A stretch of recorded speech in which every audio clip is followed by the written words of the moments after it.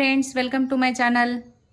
ఈరోజు నేను ఎంతో ఆరోగ్యకరమైన నల్లేరు పచ్చడి ఎలా చేయాలో చూపిస్తాను. మనం మునక్కాయలకి ఎలా అయితే నార తీసుకుంటామో అలాగే దీని నార కూడా తీసేసుకోవాలి. అంతా ఇలా చిన్న చిన్న ముక్కలుగా కట్ చేసి శుభ్రంగా కడిగి పక్కన పెట్టుకోవాలి. అలాగే నల్లేరు కట్ చేసే ముందు మనం చేతికి కొద్దిగా ఆయిల్ పెట్టేసుకొని కట్ చేసుకోవాలి, లేకపోతే చేతికి దురద పెడుతుంది. ముందుగా గ్యాస్ వెలిగించుకొని ఒక కడాయి పెట్టుకోవాలి. 2 టేబుల్ స్పూన్ ఆయిల్ పోసుకోవాలి. ఆయిల్ హీట్ అయిన తర్వాత పల్లీలు వేసుకొని వేయించుకోవాలి.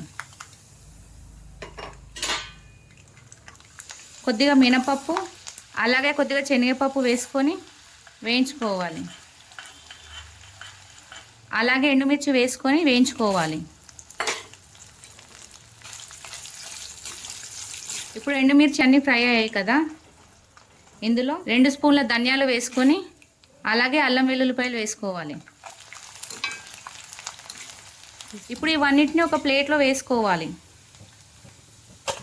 ఇప్పుడు అదే కడాయిలో మనం కడిగి పెట్టిన కరివేపాకును వేసుకొని వేయించుకోవాలి.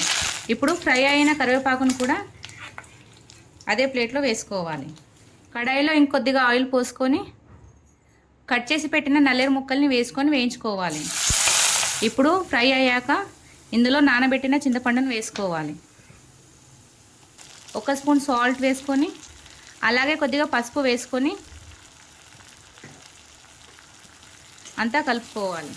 ఈ నల్లేరు ముక్కలో ఎన్నో ఔషధ గుణాలు ఉన్నాయి కాబట్టి మనకు ఇది ఎక్కడ దొరికినా కూడా తీసుకొచ్చుకొని మనం ఒక కుండీలో పెట్టుకోవాలి.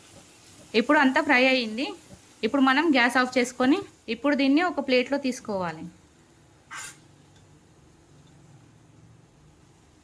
ఒక మిక్సీ జార్ తీసుకొని వేయించి పెట్టుకున్నవన్నీ వేసుకోవాలి. కొద్దిగా సాల్ట్ అలాగే 1 స్పూన్ జీలకర్ర వేసుకొని మిక్సీ పట్టేసుకోవాలి. మధ్యలో ఒకసారి మూత తీసి కొద్దిగా వాటర్ పోసుకొని మిక్సీ పట్టుకోవాలి.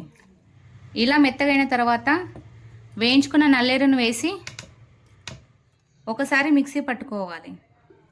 ఇలా మిక్సీ పట్టుకున్న తర్వాత దీన్ని మనం కొద్దిగా తాలింపు పెట్టుకోవాలి. అదే కడాయిలో కొద్దిగా ఆయిల్ పోసుకొని ఆయిల్ హీట్ అయిన తర్వాత ఆవాలు, కొద్దిగా జీలకర్ర, ఎండుమిర్చి అలాగే కొద్దిగా కరివేపాకు వేసి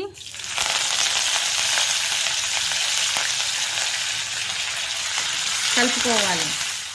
ఇప్పుడు ముందుగా మిక్సీ పట్టిన పచ్చడిని వేసుకొని కలుపుకోవాలి.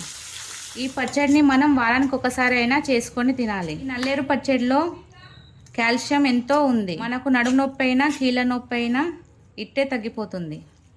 గ్యాస్ ఆఫ్ చేసుకొని ఒక గిన్నెలో వేసుకుందాం. ఇంతే అండి, ఎంతో ఆరోగ్యకరమైన నల్లేరు పచ్చడి రెడీ.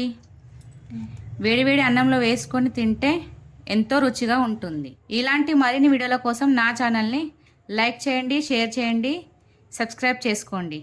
అలాగే మీకు నచ్చినట్లయితే కామెంట్ చేయండి.